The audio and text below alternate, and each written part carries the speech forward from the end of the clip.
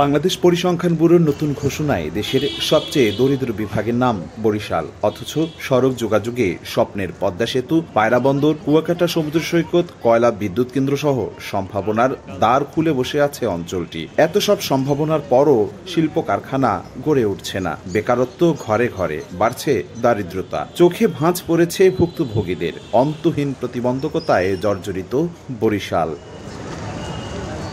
তাই অনিশ্চয়তা কাটাতে কাঙ্ক্ষিত পরিকল্পিত উন্নয়ন চায় বরিশালবাসী। এবার নিজেদের এক প্ল্যাটফর্মে আনতে নতুন উদ্যোগ নিয়েছেন এলাকার বিশিষ্টজনরা। আমরা বরিশালবাসী ব্যানারে দলমত নির্বিশেষে জোটবদ্ধ হয়ে সোচ্চার হয়েছেন বঞ্চনার বিরুদ্ধে। কোন জেলায় রেলপথ নাই, সেটা হলো বরিশাল। আমরা তো সেই বদনাম থেকে এখনো বেরোতে পারিনি। এটার কিন্তু একটা ফিজিবিলিটি স্টাডি হয়েছে, এশিয়ান ডেভেলপমেন্ট ব্যাংকের টাকায় ফিজিবিলিটি স্টাডি হয়েছে, ডিজাইন হয়েছে, সবকিছু কমপ্লিট, কিন্তু এখন ডোনার পাওয়া যাচ্ছে না।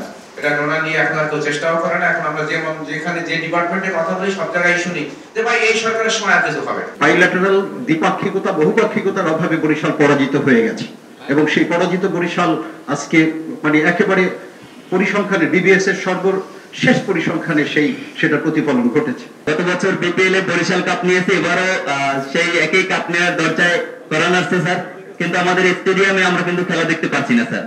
স্যার এর এখানে সবথেকে বড় যে দায়ী একটা 5 স্টার হোটেল স্যার। আমরা ছাত্ররা কি পারি? আমরা শ্রম দিতে পারি, আপনারা অর্থের যোগান দিতে পারেন, আপনারা আমাদের পিছনের ব্যাকআপটা দিতে পারেন।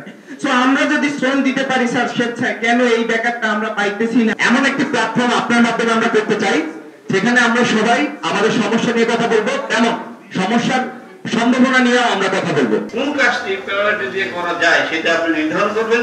সেক্ষেত্রে আমাদের যদি কোনো সহযোগিতা লাগে আপনাদেরকে সেই সহযোগিতা দেওয়ার জন্য আমরা প্রস্তুত আছি। অনেকগুলো দফা চলে আসছে, এগুলোকে কিভাবে সাংগঠনিকভাবে আগানো সম্ভব।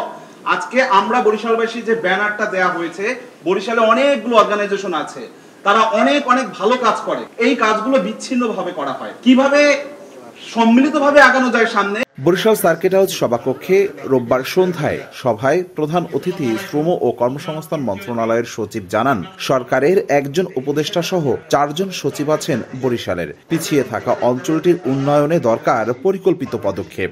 ভোলার গ্যাস সেটা এখানে সিলিন্ডারে ভরে সারা বাংলাদেশে যাচ্ছে। আমরা ওখানে ভোলার গ্যাস থেকে আপনার কি হচ্ছে, বিদ্যুৎ উৎপাদন হচ্ছে, গ্রিন লাইনে চলে যাচ্ছে। আর মনপুরা যেখান থেকে ভোলা গ্যাস উৎপাদন হয় সেখানে আমরা বিদ্যুৎ দিতে পারছি না। আমরা তো এইভাবে উন্নয়ন চাই, আমরা স্বাভাবিক উন্নয়ন চাই। দেশের অন্য এলাকা আমরা বলি না যে বরিশালের জন্য বেশি উন্নয়ন দরকার, আমরা বলি দিনাজপুর অঞ্চলে যে উন্নয়ন হয়েছে, আমরা বলি সিলেট অঞ্চলে যে উন্নয়ন হয়েছে, আমরা বলি খুলনা অঞ্চলে যে উন্নয়ন হয়েছে, আমরা একই উন্নয়নটা চাই, একইভাবে চাই। এটুকু আমাদের দাবি।